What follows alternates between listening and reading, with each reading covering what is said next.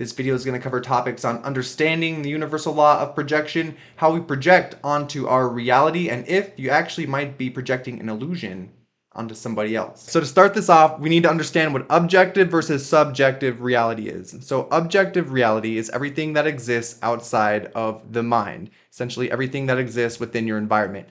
Subjective reality is everything that exists within the mind. So right now, me talking to this camera is subjective reality. Me looking at, what's in my environment is my very own subjective reality. On the flip side, objective reality is everything that's in the environment, almost in a sense looking back at you. Big part, they play kind of hand in hand. In my very own subjective reality, I'm experiencing the objective reality. Within objective reality, there's a whole bunch of human beings, people walking around in their very own subjective realities, interacting within the objective reality. So another way to understand this is I drew a picture. So here's me in my subjective reality. I'm seeing everything through my very own filtered lens of reality. And then there's objective reality, everything that exists outside within the universe, almost like it's looking back at me. Okay, so now that we have a quick understanding of what objective and subjective reality is, we need to understand what the ego is and how the ego plays a role in our perception, especially in our subjective reality. So as we're going throughout our lives, experiencing objective reality, oh yeah, this is nice. We've got our own subjective experience onto objective reality. It's filtered through the ego, which is the totality of the whole mind. So you've got your conscious mind, which is about 10%. That's going to be critical thinking, logic, decision making. That's going to be the 10% tip of the iceberg in the Freud model of, how you interact throughout the objective reality in your subjective experience. This is the important part though. Within the subconscious and unconscious mind, that's where you're going to have your habits, your beliefs, your feelings, which determine your responses that you have in your conscious mind when you're making, decisions throughout the objective reality. And remember, we're projecting onto our objective reality through how we kind of experience life subjectively. So again, to tie all this back to the law of projection, it's everything from the unconscious, subconscious, and projected from the conscious mind onto objective reality through our subjective experience. So you're like, okay, Justin, that's cool. I understand, there's the objective reality. We're all having our subjective experiences within the objective reality. But how does that tie into the law of projection? Let me show you.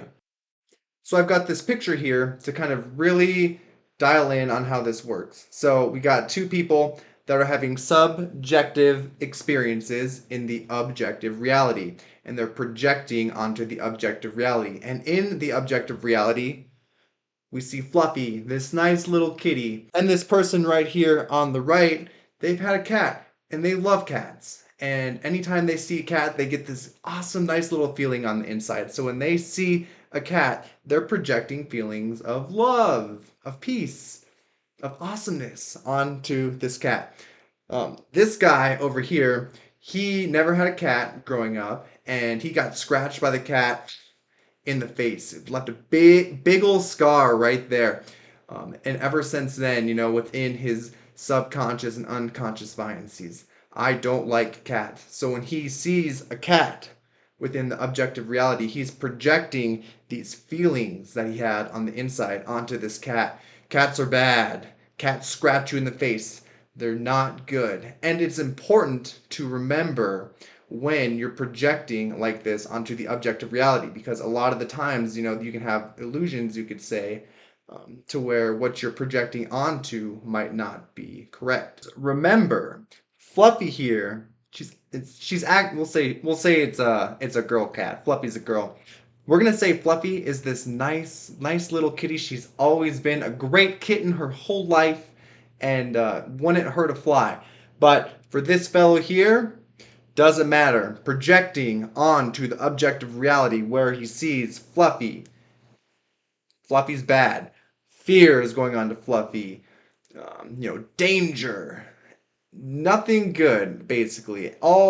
Everything that makes you feel uncomfortable is being projected onto Fluffy, even though she's just this nice little harmless cat. The way this person is projecting or experiencing their own subjective reality onto the objective reality is fearful. It's an illusion. Fluffy is a harmless little kitty that wanted her to fly.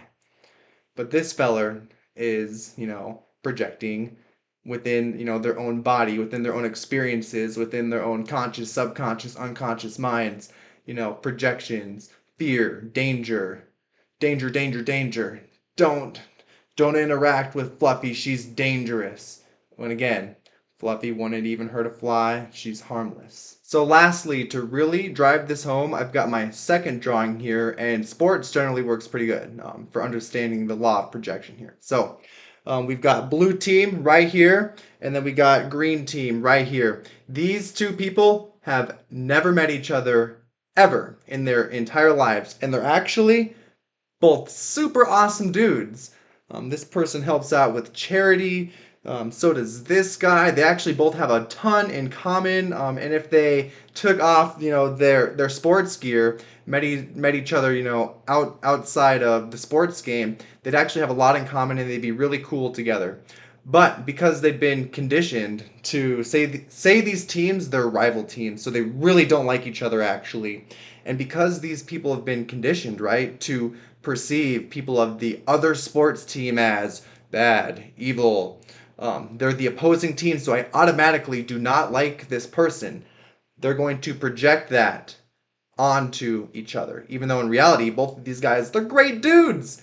They'd go out to the bar and get a beer with each other and have an awesome time. But because of, their unconscious and subconscious experiences with, say being raised as you should never be friends with the blue team or the green team, they're going to project that onto each other. So, when they see each other in objective reality, having their own subjective experiences, they are going to project feelings of, we'll say, hatred or disgust or unworthiness or anything just of low vibe, right? They're going to be projecting that, onto each other, even though in actual objective reality, these guys, man, they'd get along just fine. They would love each other. They would have a great time together. They'd be great friends, great friends. So again, it's almost like an illusion, right? You want to catch yourself when you're projecting an illusion. They're projecting a an experience that they had, growing up within their life onto another person that isn't true. And, not really cool, to do that. Another thing to add on here, say they're standing in the snack bar line, right? And they see each other, right?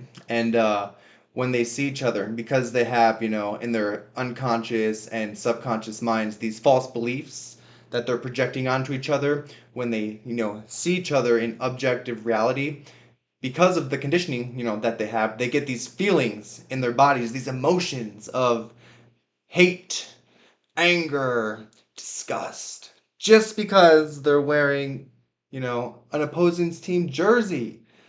So again, you got to realize, when you're projecting onto people, you could be projecting false beliefs, conditioning that's not true to actual reality.